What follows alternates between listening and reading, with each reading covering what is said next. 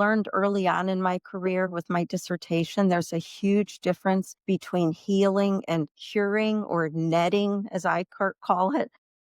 And I've known many people with stage 4 disease who are healed, and many with stage 0 cancer who are not healed. So they're not the same. And I'd have to say, Harmony Retreats is the most healing experience I can even imagine. So, highly recommend. We all are gonna die. We all are gonna die. We all are gonna die. We all are gonna die. Why don't we help each other prepare for it? Without death there could not be life. I'm talking about end of life conversations, conversations about the end of life. Death and dying, grief and loss, conversations about the end of life. Hey, everybody, we want to interrupt this episode to ask for some help. Yes, indeed. We would like to add value to our podcast for you, our beloved community, as we move into our third How year cool is of that? being here. 30 years. Yeah. 3 years. Just starting our third year. We're very excited about that. So we really do. We want to add some value. And we'd love to have as many as possible of you go to our podcast notes and click on the link to take just a few minutes to do a survey for us and tell us what would make it more valuable for you. So we look Yeah, forward to hearing from you. and don't hesitate. Whatever is on your heart, there's a little space there that you can add your thoughts about what you'd like to hear more about. Maybe, even if it's books or music, whatever, just Yeah. let us know, because we are here to in support of you, Yeah. our listeners. So thank you so much. Yeah. And now back to our regularly scheduled program. Thank you. Welcome, everyone. I am the Reverend Mother Ana Luisa Armendariz, and today we welcome Cobie Whitten. Cobie earned her doctorate in clinical psychology from the University of Illinois at Urbana-Champaign. She is currently a psycho-oncology consultant in Olympia, Washington, and her efforts include the creation of a community health education course, Cancer 101, Basics and Beyond, which provide patients and their families with the information, resources, and support they need when facing a cancer diagnosis. Yeah.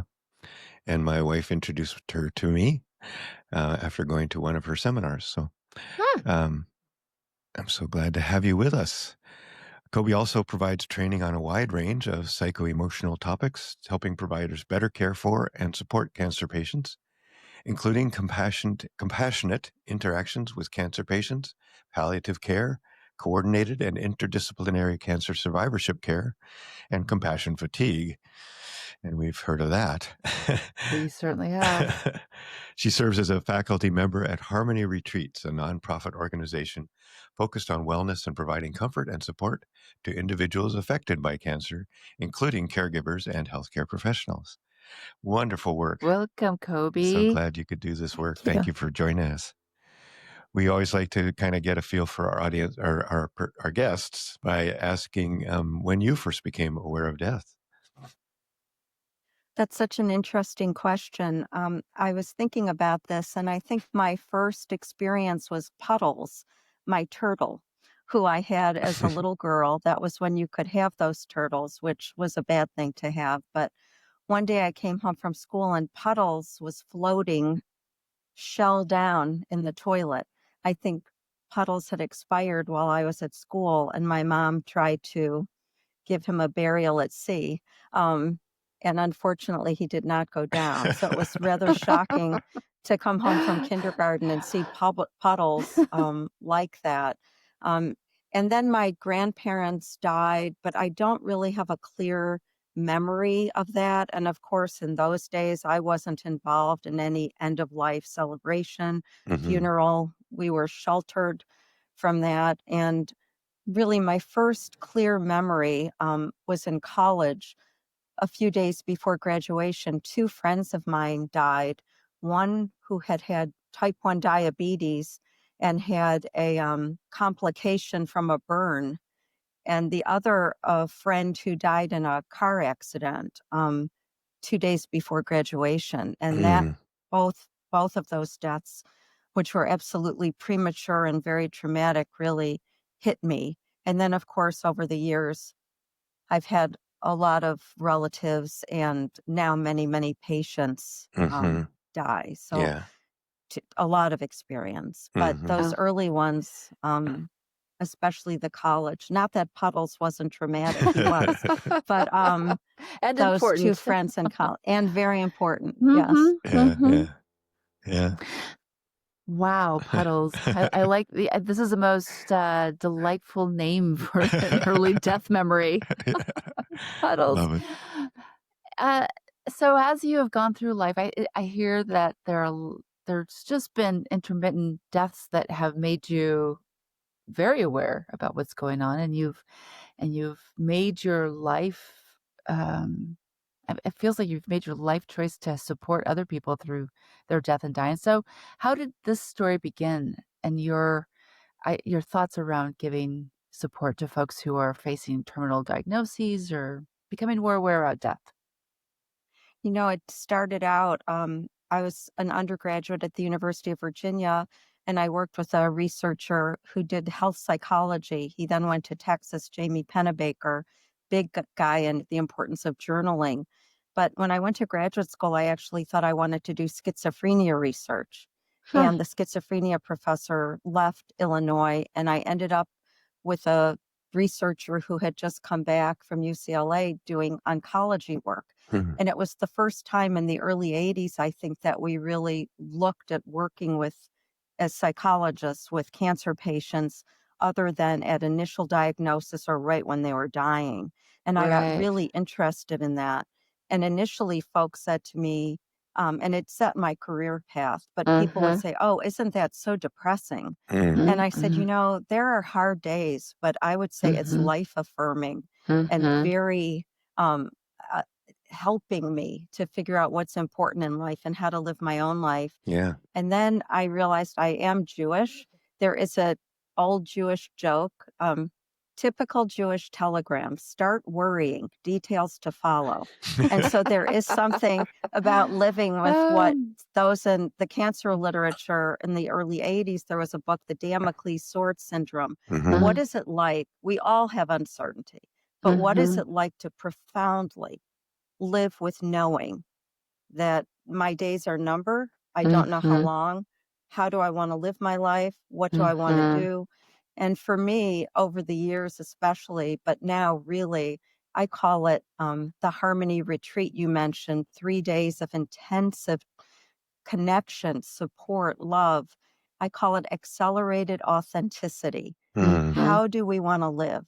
Who do we Mhm. want to be with? These for me are Uh-huh. the most profound questions, and these are the interactions I find most enriching in life. I feel very passionate about it. Absolutely. Yeah, that's really beautiful. Oh, Kobe, I really appreciate this. I've never thought about a psychologist, oncologist Mhm. that because generally we think about, a terminal diagnosis and it's like doctors and the physical body gets cared for. And it isn't until the very end when people are supported with their emotional, spiritual pieces, right? Or maybe the spiritual pieces is actually intermittently the chaplain shows up or, Mhm. or Mhm. Yeah. then the church people show up. But I really appreciate that. Um, there is a deep, um, it's almost like it's like another like before and after a diagnosis or before and after that recognition of the end is so near. Still unknown, but people become so authentic, and I think that is my favorite place to be Mhm. when when I was a hospice volunteer, and part of the story of why I became a chaplain was that people just needed somebody to be completely themselves, but they couldn't do that with family. Medical people were like, "Too busy. Mhm. This is not for me. Talk to somebody else." Social workers, but they really just want to be like, "Tell me, Yeah. tell me and see me," right? And so I am smitten with your job. Me too. And Yeah. Anna Luisa, as you were saying that, I was remembering, I think I was an undergraduate, and my first husband, who actually ended up dying at age 43 of cancer, very Mm, early, traumatically. But we were mhm, visiting a friend of his, and the friend's father had colon cancer, and the mother had breast cancer with what I call no evidence of disease. I never use the word cured as an aside, but she Yeah. had no evidence of disease. The father was not so lucky. I was alone in the room with the father for a moment. The mother had left, and he grabbed my hand and he said, I feel emotional even recounting this. I am dying and no one will talk to me about it. I know. Wow. Yeah, I yeah, yeah. know. I Oh my know. God. Yeah. What a Yeah, great story. Thank you. it Could is. you talk a Yeah. little more about Mm. the Harmony retreat and a little more what that looks like for people to understand what your work is in that regard? I would love to. It was founded many decades ago now by a woman, one of the first ARNPs in the state of Washington, Gretchen Schad. And it is a 3-day, we have many, many offerings. We have free virtual retreats, but the hallmark is a 3-day, 2-night in-person retreat. I just did one a couple weeks ago, and people come from all across the country, all across the world. And in an opening circle, you look around, and I would say you see these faces frozen with fear, anxiety about what have I come to, especially if they brought a spouse or friend or partner. That person's thinking, oh my gosh, what have I done? What have you done to me? And I wish we had a video of from day 1 to day 3, because through incredible food, beautiful setting, unbelievable listening. Mark Nepo, who is one of my favorite writers, talks about I see you. We all want to be seen. Yeah. I think, especially after a diagnosis like this, especially when loved ones just keep telling you you're going to be okay, which Right. is not a good thing to say. Right. And You're going to fight really, this. You're going to win. Yeah. I Yeah. hate those battle I metaphors. I know. know. I know. But it's just 3 days of groups, beautiful labyrinth, journaling, love, connection, being with others who get it. We're all out of the cave there, Yeah. and it's a little scary out of the cave. It's very bright out here, but boy, you can see things very clearly. So these retreats, I would have to say, are absolutely transformative. I learned early on in my career with my dissertation, there's a huge difference between healing and curing, or netting, as I call it. And I've known many people with stage 4 disease who are healed, and many with stage 0 cancer who are not healed. So they're not the same. And I'd have to say Harmony Retreats is the most healing experience I can even imagine. So highly recommend. Yeah, yeah, beautiful. Do you know if there are others like that around the country? Similar? There are others like that. It was actually based on Commonweal out of California by Okay. Michael Lerner and Rachel Niobe Oh, Remen. Yeah. I know And Michael Lerner. yes, he is the founder of all of these. And so Gretchen, our founder, saw a Bill Moyers documentary on Commonweal, and that's what inspired her to create Harmony Hill. There's also something in Washington, D.C. So yeah, but it's fairly rare, and our retreats are free, but there is a room and board fee now, and there is scholarship available. Oh, So good. Yeah. again, really highly recommend. Yeah. Well, hopefully we can get a podcast note to direct people to where to look and see if there's something near them. And of course, if they're in our area, they can definitely go directly to you. So that would be great. Thank And you. they can come here, even if they can get to here. That's right. I've Yeah. had people from Europe. So Yeah, there's that. Yeah. Thank you for mentioning that. Yeah. sure. That's Thanks. great. So, Cobie, what are the biggest challenges that you encounter as you're walking this path and supporting folks in this work? I think there are several. The well-meaning support from those around you, but it's not really support. One of my favorite, there are many articles. One of my favorites is what not to say to someone when they have cancer. And just often, unfortunately, at a time when the person dealing with cancer, no matter their prognosis, doesn't have a lot of energy, they're Mhm. forced to either educate and or support someone who's trying to Others. support them. Exactly. Mhm. Just like Mhm. when someone dies and someone's trying to comfort you and they're, upset. I think that others often project their own fears about cancer Mhm. and dying onto the Mhm. person dealing with cancer, and that's Yeah. a huge burden. So one of the things is just dealing with well-meaning, well-intentioned, but people who are off the mark.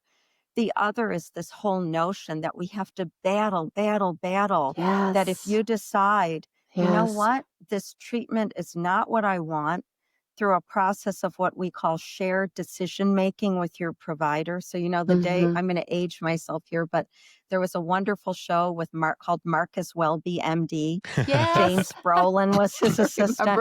I And remember this. Dr. Welby was so Ah. benevolent and wonderful. And he would just tell you, don't even think about it. Here's what we're going to Mhm. do. Hmm. Well, for better or worse, now we are in a day of no, I am an agent in my Yeah. own healthcare. Mhm. You went to medical school for 63 years. Let's work Mhm. together Hmm. to figure out Mhm. what's best for me, Yeah. not Mhm.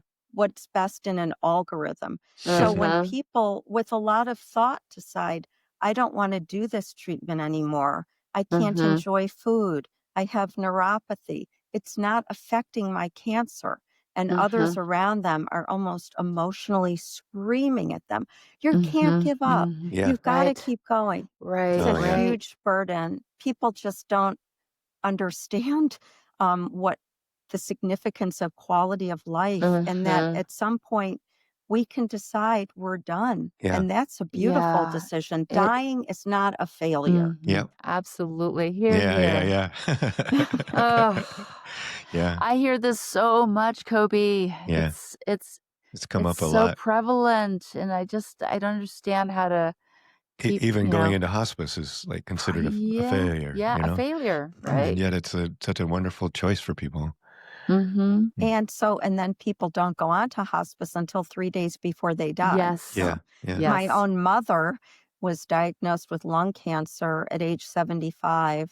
She quit smoking at 67, finally, and then attributed all her health problems to quitting smoking. It was quite humorous, actually, but she decided not to get treatment, which was absolutely appropriate for her. And she died Mhm. 3 weeks later. And in Mhm. that 3-week interval, I got her enrolled on hospice. She lived in Chicago. I lived here.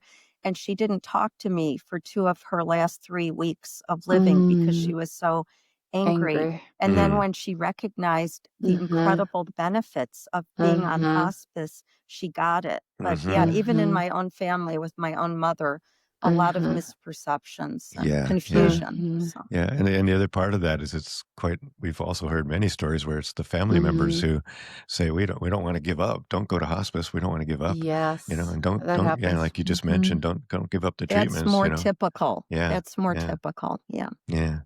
So that's one of our big messages here to our audience is Mhm. this is not failure. I love what you just said. A perfect quote. It's not. You don't. Dying is not a failure. Getting sick It's is not a not. failure. Yeah, yeah. Yeah, it's Ah, so important to make sure that's emphasized over and over, even though we say it maybe too much. But I know. I don't think you can say it enough. yeah, Yeah. yeah, It's Well, painful for me when I witness people in the last months of their life yeah, just scurrying with such a freneticism, yeah, and there yes. is a tremendous will Yes. to live. And I understand that for sure, but it really mars whatever time you have left. yeah. So, There's so much better Mhm. things you can do, like go for a hike or, you know. Well, or just even shift that attitude, Yeah, right? yeah. And just be in grace with yourself, with the world, with Hmm. the mystery that is coming. I don't know. I mean, we're too death positive here on this podcast, I love it. so it's really difficult because I hear it, I see it, and yes, I my hope is that more people would just gather themselves. Like, the reason I think of that I'm so in love with this whole process is I read William Cullen Bryant when I was in high school, the Thanatopsis poem. Never will I ever forget that moment when I read that poem and the person is like taking death and wrapping it like a quilt around and laying down on the couch. And I was like, oh, that sounds so amazing. I was like, that's what I want all humans to encounter at the end of life. Yeah. To have that opportunity, that choice, to be able to make that choice. That's and it's all I about think what you just said education. is choice, critical, education and choice. Yeah. So in all of this work you're doing, do you have any fear of death yourself, or what does frighten you? Does anything frighten you? That is a super question. There's a beautiful story that Irvin Yalom, who's one of my heroes, tells in his book Staring into the Sun. He's a psychiatrist emeritus at Stanford. He's written beautiful fiction and nonfiction with death. He's an existentialist psychotherapist, and he describes how he always thought he would die before his wife Marilyn. She ended up dying of multiple myeloma, I believe, before him. But they lived in Palo Alto. They had a condo in San Francisco, and they would go into San Francisco separately from the train station in Palo Alto and leave their cars. They'd come back, and he would wait for her to start her car. So he says, I don't have fear about death because I can't remember anything before I was born, and that's what I believe it will be like. But who will wait for Marilyn to start her car? Oh. So for me, it's the people I leave behind, I think. Yeah. I don't want pain. I know for many of my patients, even on hospice, I have to say that pain control can be a major issue. Yeah. It's really important for me to live in a state with death with dignity, with which Washington is. I've known many patients who have gotten the prescription and not needed it. I would want the control and of having that prescription. But I would have to say, I have grandchildren I'm just crazy in love with. It's just leaving prematurely, not being able to be with them and see them. So death itself, I've learned so much from so many people, not really afraid, but just who I'm leaving behind, my children, my grandchildren, my husband, and not wanting to be in pain. I would not wanting to suffer. Yeah. Right. Very, very true. We actually, his other book, the one I just finished reading his book. I think it's called Of Death and Life, where he and his wife take turns writing chapters as she's in the last few years of her life, and it's really moving and deeply moving, and really that. Well, of course, they were married for 67 years or something, and so. And it also very deeply resonated and touched me because of my own wife's terminal diagnosis. That, it's good. This is my story in a way. Yes. And this whole sense of anticipatory grief, and then what that's going to look like, to get up in the morning and say, hey, and then realize there's nobody you're calling to, right? It's just, it's hard. Yeah. I highly recommend his fiction book, The Schopenhauer Cure, where the protagonist early on is a psychotherapist and learns he only has 1 year to live. So it brings up the questions of how do I want to change anything in my life? Do I want to do anything differently? It's beautiful. We'll have to put a link to his work in our podcast notes for this one. Yes. In fact, I'd love to get him on the podcast. I think, is he still alive?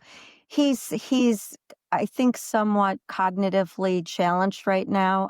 He was. His sons, 2 of his sons are communicating a lot of his work, but I think his days of being interviewed are unfortunately gone. Must be close to 90 or over 90 now. Yeah. He's in his 90s, I think. Yeah.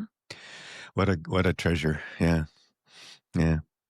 So, Cobie, when I suspect that you have a lot of tools that you use to get yourself feeling like I'm okay, especially if, you lose somebody who's dear and special. But what do you do to take care of yourself mentally, spiritually, physically? What is your go-tos?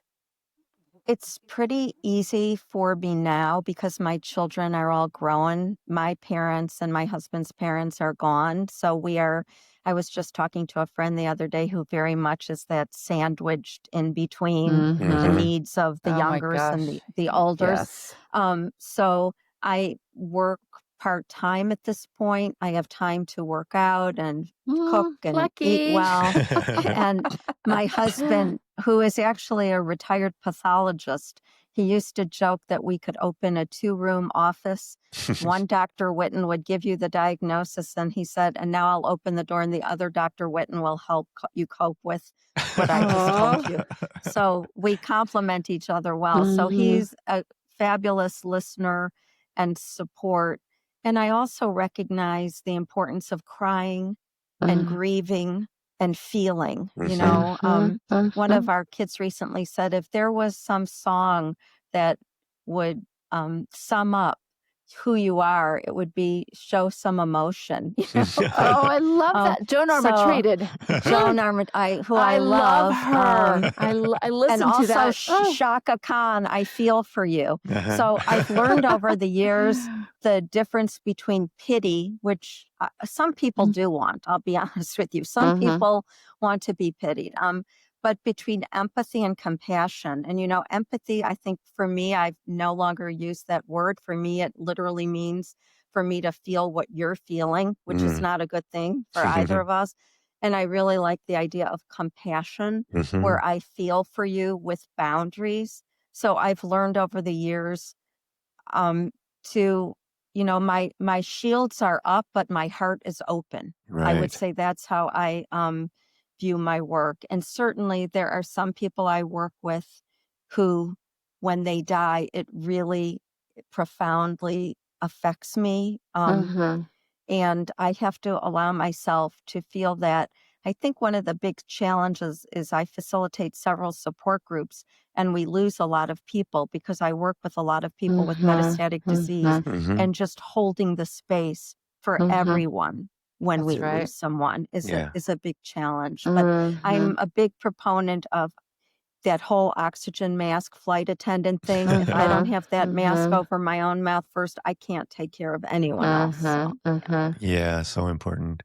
And we ask this question pretty much of every person we've talked to, and we like to, in a way, we're just sort of collecting ideas, right? Because it's just really important for people to know how much it matters that you take care of yourself. And you put your own oxygen mask on, and you, especially if you're a caregiver, or if you're going through this, or if you're working in this world, you can't do as a good job if you're overwhelmed and burnt out, you know. And so and that can happen, that can sneak up on you too. Just was reading an article about a funeral director who said that she had, over time, you know, she's just always kind of pushing forward, trying to be there for everybody, and didn't really even notice until she got physically sick, you know, that she was Yes. just pushing herself too hard, and she had to, your body will eventually take you down, you know. It will scream at you. One of the beautiful things, just for a second to go back to Harmony Retreats, is we want your loved one or I prefer the word companion to caregiver, because you don't always want to be cared for in that way, you know, but is that we want them to come, and we have special time set aside for them because they need, as Mark Nepo says, what is not expressed is depressed. We need them to express what they're feeling and get support. So critically important. Yeah. Yeah, when my wife came home, she said, "I didn't realize that I could have brought you with." So next time. Good, great. Yeah. I hope that sounds really like I would get a lot out of that. So, and I really I appreciate think that you'd love note, it. that note that is important for, the caregivers especially. Let's see there. Yeah, so this has been great. We really appreciate it. And appreciate your time and really the work you're doing. So phenomenal. Is there anything that we haven't asked you that you wish we would have asked you that you'd like to tell us about? I think maybe just I do a lot of work with palliative care, and people have so much confusion about that. It's not hospice. That's You know, right. it's intensive symptom management that is really most beneficial when it comes early in the diagnostic process. Yeah. There was a landmark study in 2010 showing that lung cancer patients with metastatic disease lived longer and better when palliative care was initiated early on, along with their regular treatment. So I just wish folks took advantage of that more. Palliative care is what all care should be. And unfortunately, our healthcare system now is so fragmented and honestly broken in so many places that it really serves a critical role. So I'm a big proponent of palliative care and utilizing it early in the whole process. Yeah, That's yeah. right. That's another good point about education, is that the more we know as patients or as people who are And helping and providers, they're providers. confused. Yeah, Yeah. yeah. Oh my Yeah. goodness. Yeah, the more we can bring these things to bear when well before they're needed and earlier on instead of last minute. Now, like you said, 2 weeks. 2 weeks is the Yeah. average stay in hospice. I read. That's So, just and crazy. that doesn't make I any guess sense. the one other thing is a story I love to tell. It's from a book called Talking About Death Won't Kill You. Yeah. I love that. I think it's by Virginia Morris, and there's a beautiful story she tells in it. She's in Newfoundland in some bar. It's a town where there's no health care, there's no hospitals. It's these fishermen are sitting around. She describes they're eating black bread smeared with molasses, and they make their own nets. It's just, very scaled down. And at a certain point, she remembers she has to do something. And she's suddenly, frantic about having to rush off and do whatever it is. And in retrospect, she can't even remember what that thing is. And one of the fishermen looks at her and says with a thick brogue, I don't have the time to hurry. I don't have the time to hurry. And I love that because I think sometimes the folks I work with suddenly feel this bucket list freneticism. Right. And the recognition of, no, sit down, look at that eagle flying overhead, hold your grandchild, be here now. Yeah. We have to be reminded of that again and again. So for me, that's a mantra for how I try to live my life. Oh, that's beautiful. Very, very good. Yeah, I love that story. That's really true. That is true. And my dad, I grew up, my Mexican dad, who always had aphorisms for so many things, but he'd always tell me, despacio porque voy a prisa. Slow down because I'm in a hurry. That's great. So it's always been like, slow down. I'm in a hurry. I got to just slow down. Yeah. Beautiful. Well, that's another great lesson for everybody to remember. Take a few breaths, stop. I think there was a whole practice we did in our spiritual community once just called stop. And it's just a wonderful, just kind of remember to stop moving, stop thinking, stop doing, and just be. And enjoy, like you said, the eagle flying over, or the tree, or the grass, or the creek flowing by, or just your loved ones. Yeah, hug your loved ones, or do a little dance, or sing a little song. Do a little dance. All right. I love that song. Yeah. We have similar taste in music. Can tell, I think so. We could probably go out dancing together. So you wrote some quotes. Would you like to read those, or would you like us to? Oh, you can read them. Go ahead. It's okay. These are. Well, we've already been lucky that she gave us. Yeah, you already gave us a little some bit. Mark Yeah. Nepo's. Yeah, you actually did say the one. So I'll just read the first one, and you can read the last one. How about that? Okay. Oh, actually, there's two more. There's three. Yeah. Okay. I'll read the first two, I guess. Or the first one, last one, I don't know, whatever. The first one is by Socrates, and it's "The unexamined life is not worth living." Yeah. So true. Yeah. And then what she said about Mark Nepo, "What is not expressed is depressed." And that's very, very important quote. Yeah. And the whole reason we are here is to grow in wisdom and to learn to love better, by Rachel Naomi Raman. And though the physicality of death destroys us, the idea of death saves us. Irvin Yellum.